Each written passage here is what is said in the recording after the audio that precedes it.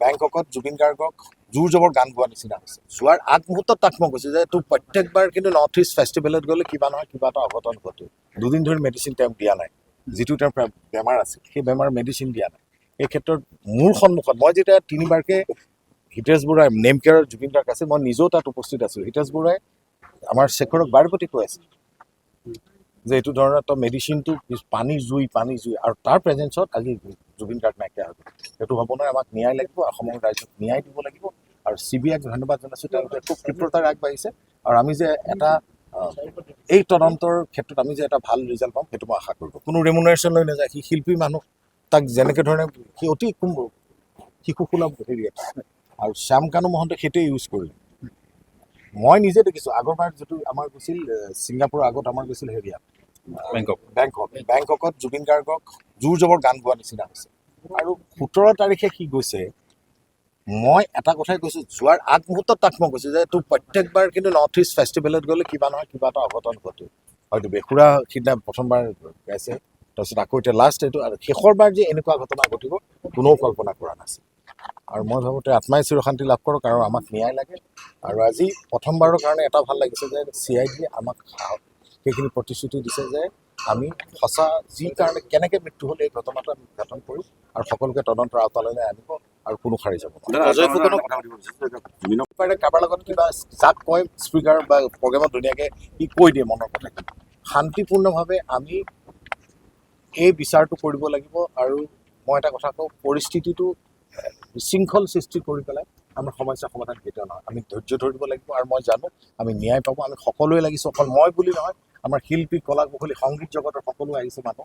আৰু অসমৰ ৰাইজে আমি ধৈৰ্য ধৰিব লাগিব, কিছু সময় লাগিব। আৰু আমি যে ন্যায় পাম সেইটো আমি নিশ্চিত হৈ পৰিছোঁ।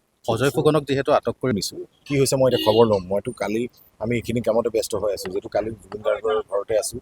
কেনেকৈ ধৰণে অনুষ্ঠানটো শ্ৰাদ্ধটো কেনেকৈ ধৰণে পাতি এইখিনিও আলোচনা কৰিছোঁ। আৰু এই ক্ষেত্ৰত কি হৈছে নাজানো, কিন্তু যিয়ে হওক নহওক কোনো অশান্তি পৰিৱেশ সৃষ্টি কৰিব নালাগে। শান্তি আমি বজাই ৰাখি পেলাই জুবিন গাৰ্গৰ ন্যায় দিবৰ কাৰণে আমি সকলোৱে চেষ্টা কৰিব লাগে। আমাৰ তাত আছে শ্যামকানু, তাৰপিছত আমাৰ শেখৰ, আৰু যিগৰাকী এই যিখন আমাৰ নাৱৰ কথা যিগৰাকী আছিল তেওঁৰ নামটো মই অভিমন্যু। মই এইকেইজনৰ হৈ দিছে। আৰু প্ৰথম কথা হৈছে খুব ভাল ছাপোৰ্ট কৰিছে যিগৰাকী, আৰু ডক্টৰ হিতেশ বৰুৱা আমাৰ ফিল্ম ফেটাৰ্নিটিৰ অসমৰ সভাপতি, তেওঁ ক'লে যে প্ৰথম কথা হৈছে শেখৰৰ সিদ্ধাৰ্থৰ এই কথাটোৱে ক'লে যে সেই হিতেশ বৰুৱাই ইমান তাতে সুধিছে যে ডাক্তৰ হিচাপে তেওঁ যিখিনি কেয়াৰিং হ'ব লাগিছিল, কৈছিল যে সিদ্ধাৰ্থ সেইখিনি সি একেবাৰে তাৰ নিজৰ নেগলিজেঞ্চিৰ কাৰণে হ'ল। আৰু মই ভাবোঁ এইটো সুন্দৰ তেওঁলোকে ছাপোৰ্ট দিছে। আৰু বহুত কেইখন এজাহাৰ কৰিছে, FIR কৰিছে। আৰু তেওঁলোকে যিমান পাৰে সোনকালে এইটো ন্যায় দিব। আৰু আমাৰ ফিল্ম ফেটাৰ্নি আছামৰ ফালৰ পৰা এটা কথাই ভাল লাগিছে যে আমি যিটো আশা কৰিছোঁ যে আমি ন্যায় পাম, সেইটো আমি অসমৰ ৰাইজে এই বুকুত এটা দুখ লৈ আছে যে জুবিন গাৰ্গ মৃত্যুটো, সেই দুখটো অসমৰ মই ভাবোঁ এইটো ন্যায় পাব। আৰু আমি সকলোৱে লাগিছোঁ জুবিন গাৰ্গক আমি ইমান সোনকালে হেৰুৱাম বুলি। মই বিশেষকৈ মোৰ ক্ষেত্ৰতো কৈছোঁ, ফেটাৰ্নিটিৰ ক্ষেত্ৰতো কৰিবলগীয়া বহুত কামেই আছিল আৰু অকালতে গুচি গ'ল। আৰু সেই দুখটো আমি লৈ থাকিব পৰা নাই। আমি অসমবাসী ৰাইজক কৈছোঁ যে আমাক ন্যায় দিয়ক।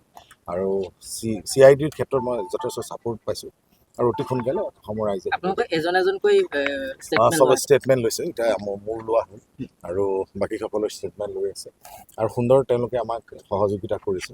আৰু আশাবাদী আমি অসমৰ ৰাইজক তেওঁলোকে এই ক্ষেত্ৰত এটা পজিটিভ নিউজ আপোনালোকক দিব পাৰিম।